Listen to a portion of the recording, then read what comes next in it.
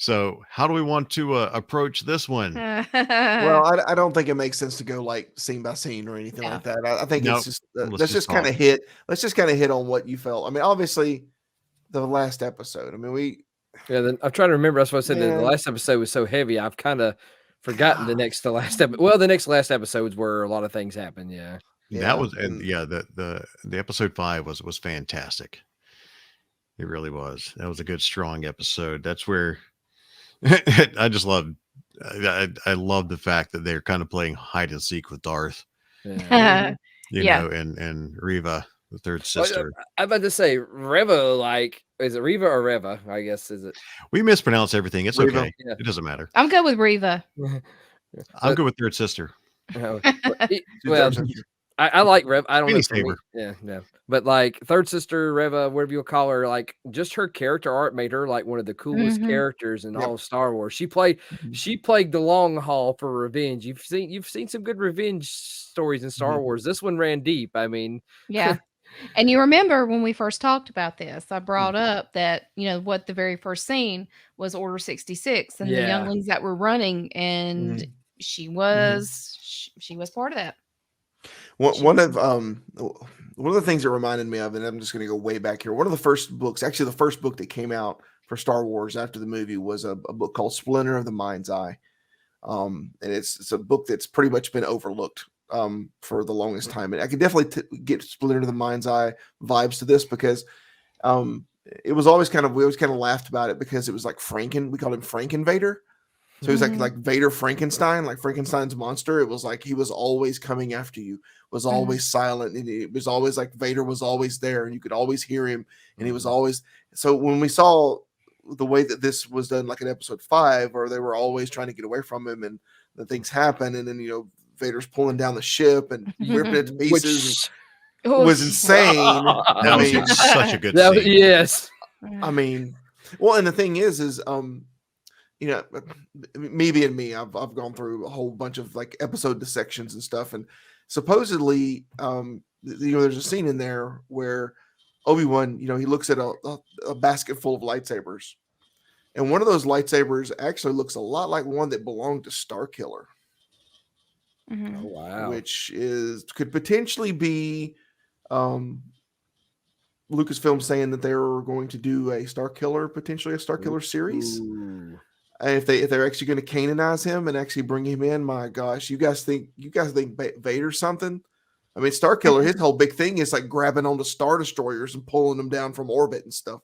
I mean, that guy was phenomenal, and that was the introduction of Sam Witwer to the universe and his voice. He was the whole mocap and everything for Starkiller. So if they bring him back in for this, or even if they get anybody new, that's something phenomenal. But there was just so many little Easter eggs of things that they could later on come back and go, oh yeah, by the way, you remember we could have dropped the hint on this in Obi-Wan. Yeah. So yeah, Frankenvader, man. Yeah, we had a Vader always trying to track everybody down in this, and God, that was. We went from episode 5. Yeah. Episode 5 was like, oh my God, it can't get better than this. And then we hit episode 6. And it's like, oh, hey, hold my blue milk. Yeah. No joke, man. And then you have Vader who's like, oh yeah, I'm gonna like I'm gonna do an earthquake. You fall down. Now I've got the high ground. Yeah. And I'm gonna pummel rocks at you. And then Obi-Wan gets out and he's like, oh, we're playing with rocks now. And then he goes full Avatar Earthbender on him and then just starts throwing rocks at him like crazy. And I don't know if you guys picked up on this, but that was the way that Vader was reacting to that was very much like how Luke was reacting to it when he was throwing objects at him on Cloud City, where he was throwing an object and he would like, that was very much like that. That's the first thing I thought of was like, I think that might be why Vader did that to Luke. He's like, this is very effective. I'm going to throw things at people. Yeah.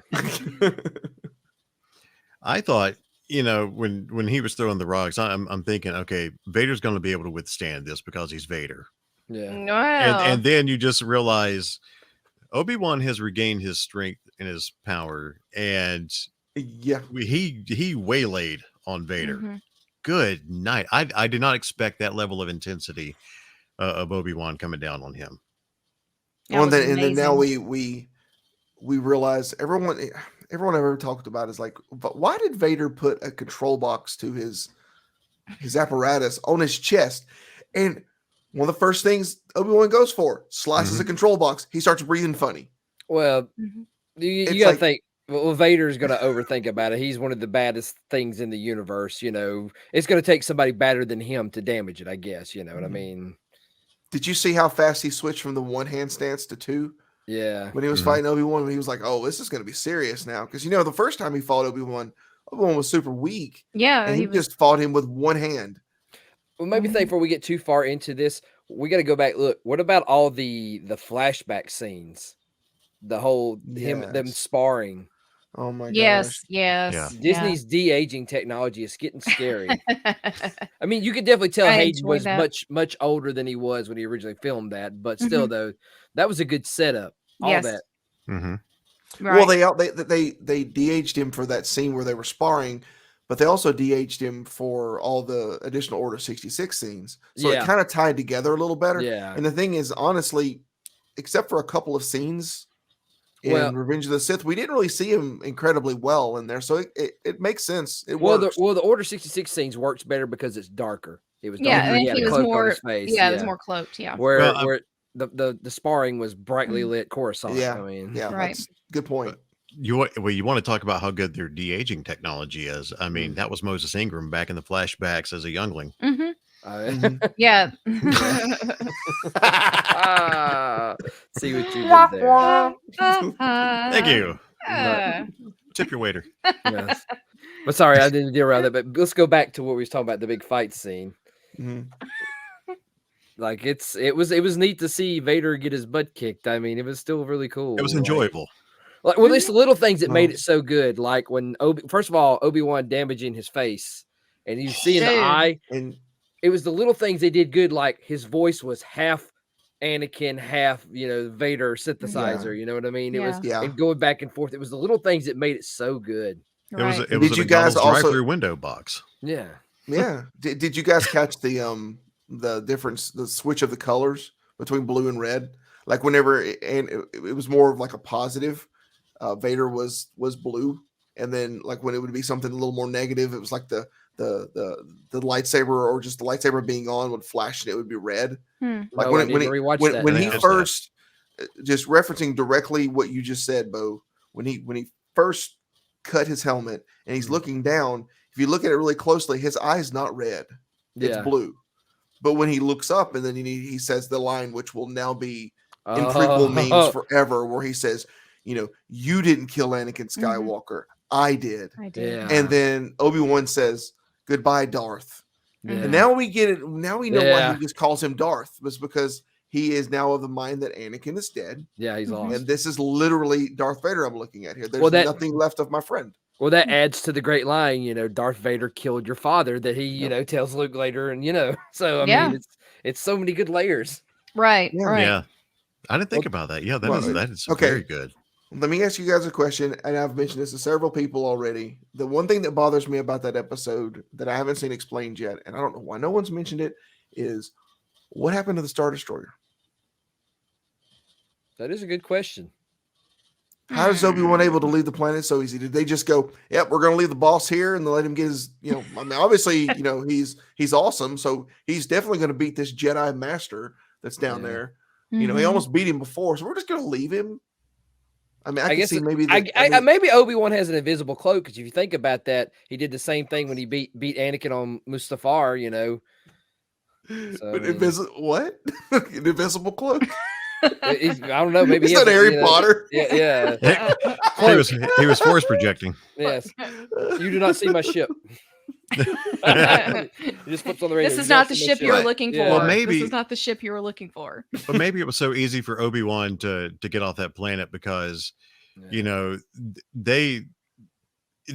up in the Star Destroyer that Darth is hurt, and so if they don't pay attention to him and focus on getting him recovered, that's their rear ends. Mhm. He's not going to be happy about that. So maybe they're so focused on him that Obi-Wan's just like, as Kevin likes to say, deuces.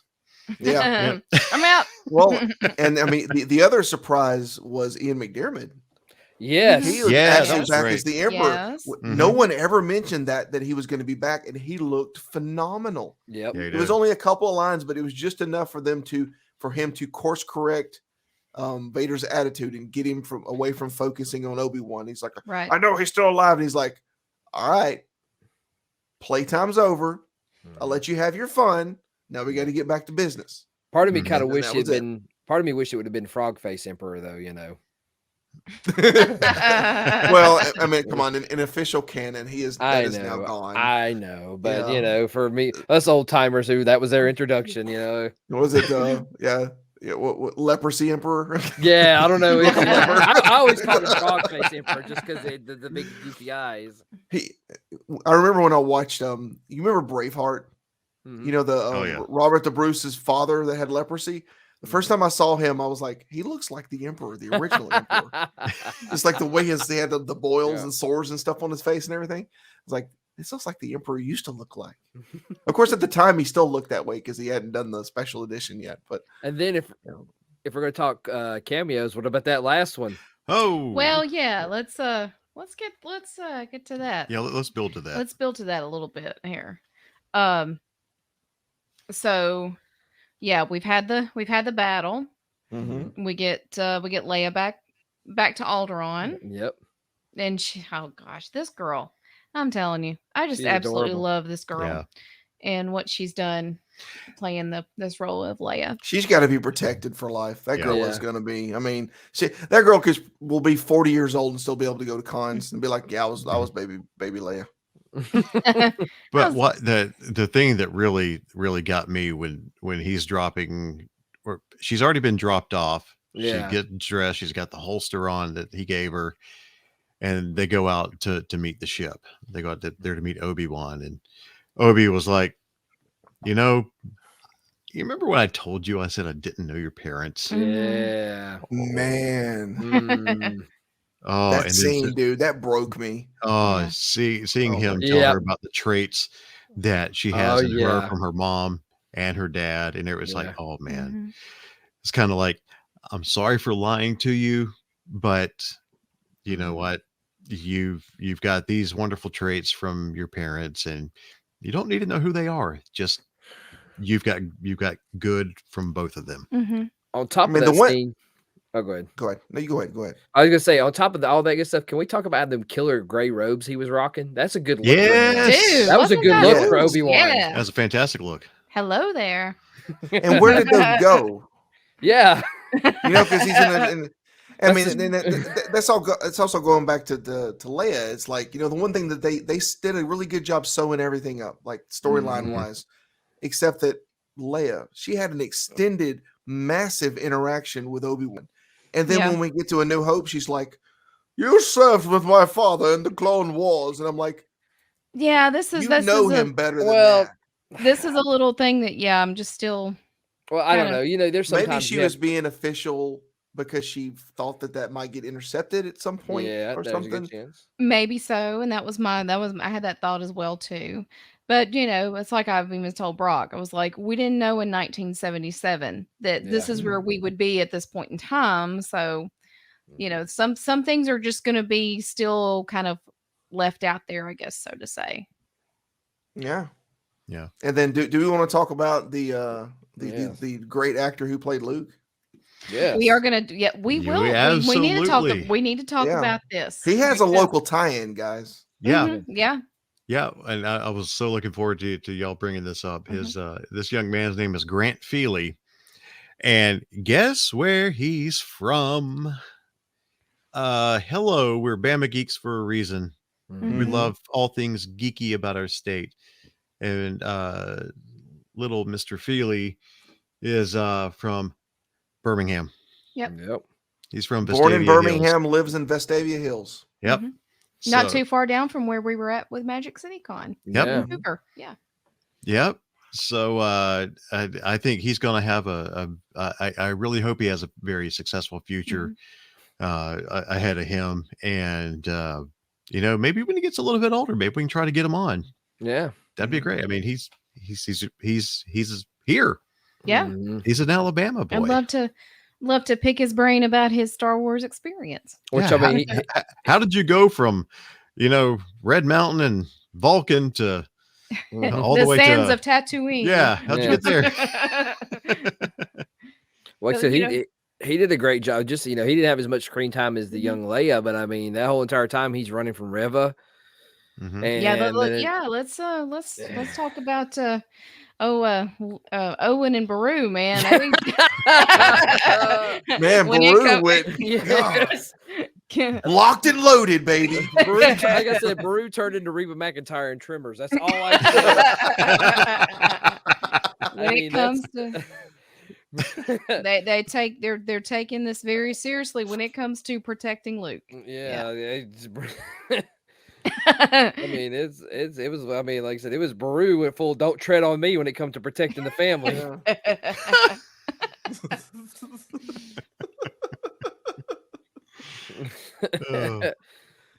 I mean, that whole escape scene was just like super. It was. I mean, just no. I mean, look, we know what's going to happen. We don't lose. Yeah. Right. I mean, Still, we know he's not going to die. It's just the same as watching the prequels. You know how things are going to happen, but we knew Owen and Beru was going to make it out. Yeah, it's just the stress of knowing, man, she's right there. Something's going to happen. Is she going to try to kill him? And then, sure enough, this is her redemption arc. This is, she carries him, he hurts him, she pulls him down, he hurts himself, and instead of killing him, she totes him back over there. And of course, Beru, just that look on her face between her and Owen, Beru was about ready to shoot him anyway. You get my baby. I love the fact that, Obi-Wan, when he shows back up and oh my gosh. And Owen looks at him and goes, "You want to meet him?" Oh man, that was because Owen was tough on him. And he gives him the toy. Yes, he gives him the T-16 Skyhopper. Oh man, yeah. But then walks up to him and just looks at him. "Hello there." Yes, everyone the memes. Yes, and that's where I thought that moment with Obi-Wan getting to say his famous phrase. Yeah. I thought that's where the episode was going to end. No. Boy, how did they have a wonderful ending to this episode? One that I did not expect. I did not either. You kind of anticipated it because, let's just go ahead and talk about it. You're sitting there, and he's at several points during the entire run of the series. He's like, "Oh, Master Qui-Gon, oh my gosh, where are you?" And he never shows up. And so, my gosh, they got Liam Neeson back for it. Yeah. Oh, my heart leapt out of my chest. Yes. I was so happy. You just weren't ready to see me yet. Do you know the memeability of that? That's going to be a Prequel meme from now until the end of time. You just weren't ready to see me yet. I was there the whole time. What? Yeah. You were there when I was being crushed by thousands of pounds of boulders? Yeah. I was there watching. Jerk. Yeah. No need for me to step in here. You got this. I was rooting for you, but I'm just a ghost, man. Come on. Yeah. Somebody had photoshopped on the Qui-Gon. Somebody had photoshopped like the umbrella hat. Yeah. And he was holding like a stand chair, like a beach chair with the umbrella hat. Oh, you just weren't ready for me. Yeah. He's been on vacation in Tatooine. I do want to make one off comment. I admire Disney's restraint for not figuring out a way to shoehorn Mandalorian into it somewhere.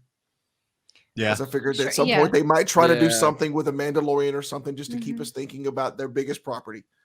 I thought I don't think it was necessary. I don't think. Oh no, it wasn't necessary at all. Jess, it was just surely maybe. But I completely agree because I thought when they were showing the flashbacks of Order 66, and since they had already shown in the Book of Boba Fett the Order 66 flashback where Grogu sees it coming, I'm thinking he's going to show up somewhere. That baby's going to pop up somewhere in that.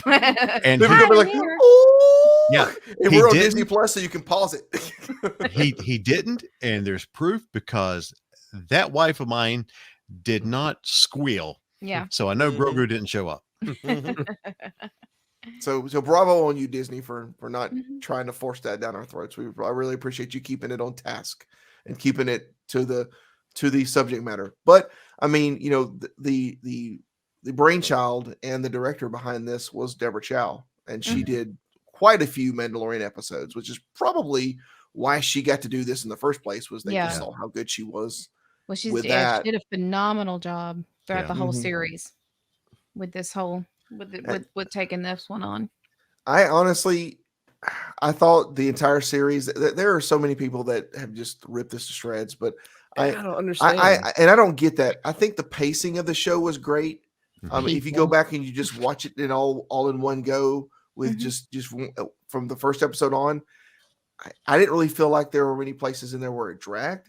It's just, I Yeah. mean, I think this was, unfortunately, this one was a with some people, it was a victim of not being able to binge it, Yeah. like you would get from like Netflix or something, Yeah. with it Yeah. being episodic like this. But I mean, that's just the way things are going to be. The whole Netflix binge model was kind of a fluke anyway. And you Mhm. knew that as soon as the big guys got their streaming platforms up and running, that they were going to go back to the we could make it where you can binge it and then you can watch it in 2 days and then cancel your subscription, or we Yeah. can do it episodic and then we've got you for at least three months worth of subscriptions potentially. Mhm. Either that, or also everything is 6 episodes, Mhm. so they can get that free month. But then if you want to watch them last 2 episodes, you got to get that next You month. day, you're right. Absolutely. Oh, it's the love-hate thing, with when you love something so much and you can't wait to see what's coming next. Mhm. And you have to wait and you're just like, "Oh gosh, I wish I didn't have to wait," but it makes it that much better. It's Yeah. not having that way just to binge it all and just soak it all up in one setting Mhm. Mhm. and then spread it out. Just kind of how we grew up with TV. We had to wait till we got that next And Well, episode. it's like we're waiting on the second half of the final season of Better Call Saul right now. Mhm. I'm Mhm. dying now. I can't wait for that show to come back, and it should be back on very soon. July 11th, I think Yeah. it comes back. Yeah. I'm going to hate to Well- see that show go, but at the same time, I'm ready to know all the answers, Mhm. even though we Well, know so- what happens to some of those characters. Right.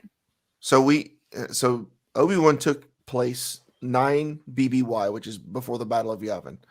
So they've got 9 more years until the events of A New Hope happen. Mhm. So if you think about it, we know roundabouts when Andor is going to take place, but there is a very distinct possibility that some of those characters that showed up in Obi-Wan may show up in Andor Mhm. Mhm. as well. Could be. We had some potential rebel leaders there. Right. We had the pilot who saved them from from the base. We have a lot of potential people that you might be able to. Everyone's seen Obi-Wan. You're going to watch Andor, the show, and then it's going to be like, oh my God, that's that dude. That's Yeah. that chick. And there's going to be I think of a lot of tie in there with Andor. Andor is, Obi-Wan is huge, but Andor is the one I've really been looking forward to. So Yeah. Yes, it was pretty much kind of laid out where Obi-Wan was telling them, y'all need to go ahead. Mhm. Let me handle this. He wants me. Let me be the distraction because y'all Mhm. need to move forward and carry this on. So I'm he the wanted- past, you're the future. Go do your Right. thing. And to make it very clear for us in the audience or the people watching, the viewers, that those people got away. Right. Yeah. So that we know that there's a possibility. And actually, I'm not going to say a possibility. I'm pretty sure you're going to see those guys in Andor at some point. Mhm. That Really. makes sense. Mhm. And I've even seen it out there that, Ewan says if they want a next season of Obi-Wan, he's inclined to do so. I don't know. There's Man. still more It's gonna be- there's still more of his story that could be told past this, I- but I personally hope they don't. Yeah, and I I mean, don't there's- either. yeah. Yeah. I don't want Obi-Wan to come back. Now, you guys know my opinion on this. We Mhm. need either a movie or a show, which Star Wars seems to be shows now, where it's just focused on Vader. Yeah. I agree. Mhm. Wholeheartedly. Yes. I want to see Yeah. him. You remember Solo, where they had the big trench warfare Mhm. with the trench troopers, and speaking of Shane, Shane was working on a trench trooper for a while there as well. They have we know that those World War II, World War One style trench warfare, like really bad setups exist in Star Wars. I want to see Vader just land in his ship and then just walk through that battle, just wrecking everybody. Mhm. More of the, we got a taste of it. We got a taste of just how incredibly powerful Anakin is when he embraces the dark side, when Vader, it's Vader embraces the dark side and can pull ships out of orbit and tear them to pieces. Imagine what he could do to rebel ships, rebel machinery, just pulling rebels out of trenches and pulling them and yanking their limbs off. And I mean, I don't think they would ever do that, but that would still be kind of cool if they did. But Yeah. I mean, I would love to see that, even if it came up in an episode of Andor, like where they were like, guys, we were just on this planet over here, and we ran into this guy that just no one could kill him. Was he black in armor? Yeah, that's Vader. Yeah, you're lucky you're alive. Just so you know. Well, I thoroughly enjoyed this series, and Yes. as much as I love how Ewan has embraced, and he has a love for this character, and he has it's obvious he's become very protective and taken ownership of this character. Isn't it And awesome that when the prequels first aired, they were laughed at. Yeah. Like everybody laughed at all three of them. Really, Revenge of the Sith not as much because he got a little more serious with it, and it was the story we wanted to hear. But even then, it was just kind of like the sequels are now, where it's very laughable. I don't think the sequels are ever going to get to the point where we all feel super comfortable with them like the prequels have. right. Now, I could be wrong. It Well, might, but the prequels were still fairly well put together. They have a good story, a consistent story. That's what I said. That's what the prequels has over the newer sequels. The prequels at least had a predetermined destination. This is what we're doing. This is where we're going. Where the newer sequels was like, hey, we make the first movie, we'll make the second movie. People didn't like the second movie, so let's make the third movie to make the first movie. Yeah, Which failed. Yeah, which failed. So you look at it like the whole reason that this Obi-Wan series came about was that people wanted to know more about. You have a generation of people now who don't look negatively at the prequels. Yeah, there was some silly zaniness, weirdness to it, but overall, I mean, Hayden Christensen was, he got out of acting forever, and then just raised his kid because he basically just, no one liked him, and it almost ruined his career. And when now he look at him, people want more of it. When he showed up at Celebration, just the fans went nuts, and everything that I saw that he was a part in for Celebration, they just, oh my gosh, thank you for, we love you, thank you for coming back, thank you for being here, and it's like the sequels redeemed the prequels. I mean, I don't think that's the case. I think that actually started happening before the sequels were ever. That's just been kind of like, I don't think the sequels had anything to do with that, honestly. I think they were already becoming more okay with fans even before that. Well, even that though, like with us, we had our introduction was the original trilogy, and now we've got older one. There was younger folks because we were all in our teens or mid to late teens or early 20s when the prequels came out, and there was a whole generation of 10 and under. That was their introduction, so therefore that's their version of Star Wars they love, and there's nothing wrong with that. So, and now they're becoming adults, and yeah. My niece, who was at Magic City Con, who, when she was younger, we chose a time and age to expose her to Star Wars. So it was like, let's leave it up to Uncle Kevin, who's the big Star Wars fan, to figure out how we're going to show it. I'm like, we're going to do it in chronological order.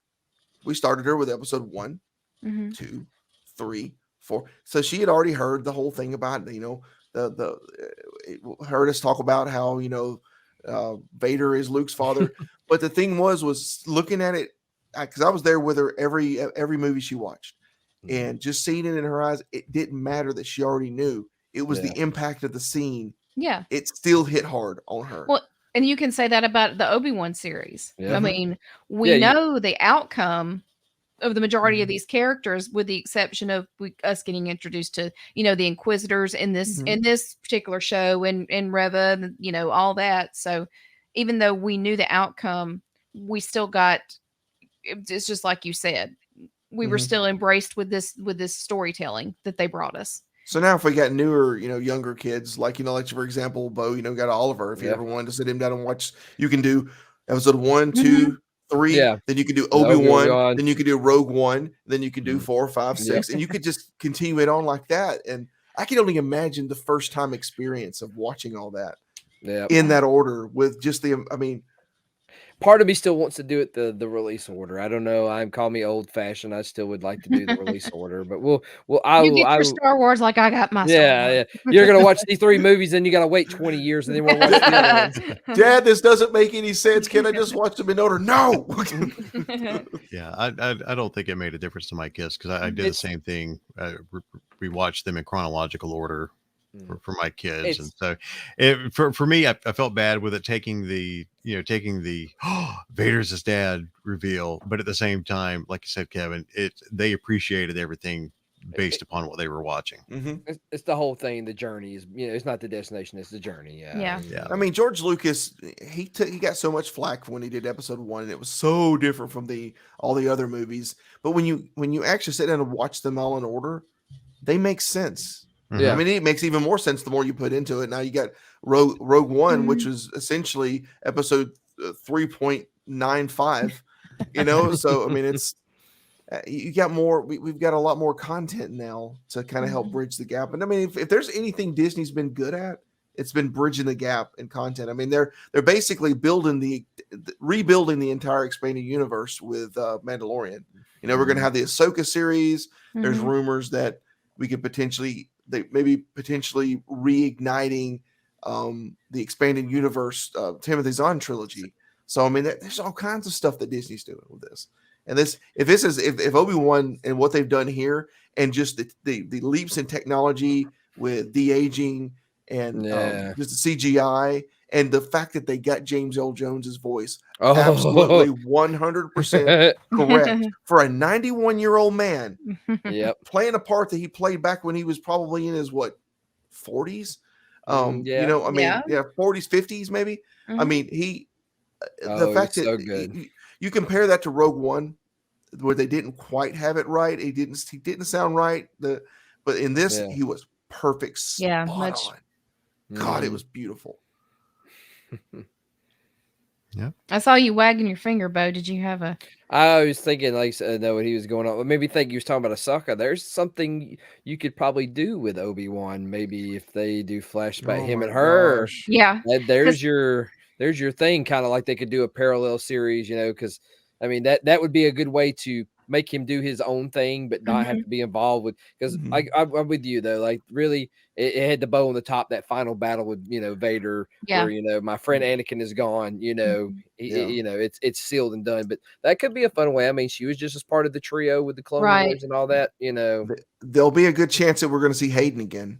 Definitely. Because Anakin was her master, right? So I mean, and you've seen that thing most likely be back. And I know y'all seen that thing that's been going around on social media about as long as the 3 of us are together, and then it shows the 3 of them, and then it shows them each individually by themselves. Man, woo, yeah.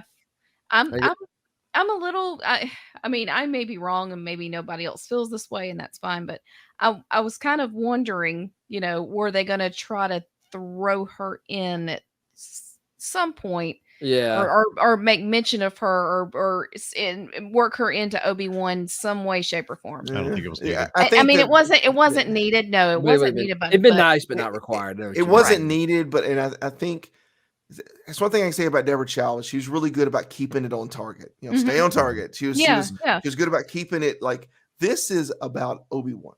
Anybody else is an ancillary character that is not the focus. It's always about him, and in the end, it started to being about him, and then it ended being about him. So it was his series, and it didn't feel like it was like they just tried to like shoehorn someone's story in there just to get it started. There were some stories in there that you could tell that they were like lighting the candle for us. but they didn't like make it overshadow. Yeah. Yeah. Which is, I mean, that could have been what happened with Grogu if they hadn't been careful with Mandalorian. You know, I mean, Grogu became a huge part of the story, but it was still focused on the Mandalorian. Right. So Disney has got the brains behind this now. I feel very comfortable that whatever comes out next is going to be of this same caliber, if not better. Yeah. So now that's why I'm looking forward to Andor. See, this is what they're doing. I'm thinking about. I see it. It's always a younger version of a character. You had Baby Yoda / Grogu. Now you had Baby Leia, then Baby Kiddo Luke. So were we getting Kiddo Han next? Maybe, you know. Well, they kind of already tried that. But, yeah. Well, I mean, you know, he was a little bit younger. I mean, Kiddo Han. You know. Which, by the way, Baby Honda. I don't know what y'all's opinion on it is, but I thought, you know, Solo was phenomenal. I mean, that the movie was itself was great, and I feel like they really need to rush and start getting the Calrissian stories out, because that's one thing that I haven't heard them mention much about, was getting Calrissian back and actually giving him his show and giving him his story, especially if it was like Billy D. Williams sitting back and actually doing, like, he just starts talking at a sabacc table and then it just goes back and it's that him would be younger. so wonderful. Oh my God, would that be so phenomenal? Just every episode's like he's telling a story. Yeah. And they can introduce so many things with that if they wanted to. Yeah. But yeah, anyway, I mean, I thought Solo was phenomenal. I have to go back and rewatch it. I don't really remember. I've only watched it once. I didn't hate it. I didn't like it. I watched it and it was cool. There was a lot of cool things. Of course, the Maul appearance, which was, you know, super cool. So, well, and the thing with me was, I love Jedi and Sith and stuff, but I feel like I like Mandalorian because there isn't so much of a focus on Jedi or lightsabers. I mean, granted, we've got we've got lightsabers finally in it. You know, now we got Ahsoka with her blades and stuff. Yeah. But it was like, for a while there, it was like, this is awesome. We get a show where it's about everybody else. Yeah. Not this small sect of magic wizards, space wizards. It's about everybody else. These other people. Right. That's the reason. Like, I'm really leaning towards Andor. I'm really hoping that we can get through that entire series without ever seeing a lightsaber. That would be phenomenal. To never have to, you know. I mean, like I said, I'm not hating on Jedi. I'm not. No, hating on I know what you mean. Yeah, you want. I'm saying this for people listening. I'm not hating on it. It's like they are such a small part of the story. Yeah. And then you have all these other trillions and trillions of beings out there that are contributing to the goings on of the galaxy. Let's hear their story. Yep. Yeah. Yeah, I agree. You know, space janitors, roofers, you know, the plumbers, the dirty jobs of the Empire. You know, the guy that has to clean out the latrine of the Star Destroyer. There's the new documentary series with Mike Rowe. Yeah. Well, fantastic discussion. Always enjoy a good series like Obi-Wan, and certainly hope that Disney will do Andor right and give us what Kevin wants, because I think what Kevin wants is what's best for all of us in that series. Oh, believe me, if they don't, you're going to hear about it. No, I don't doubt that. You'll hear about it if they do too. So that's what we're counting on. So.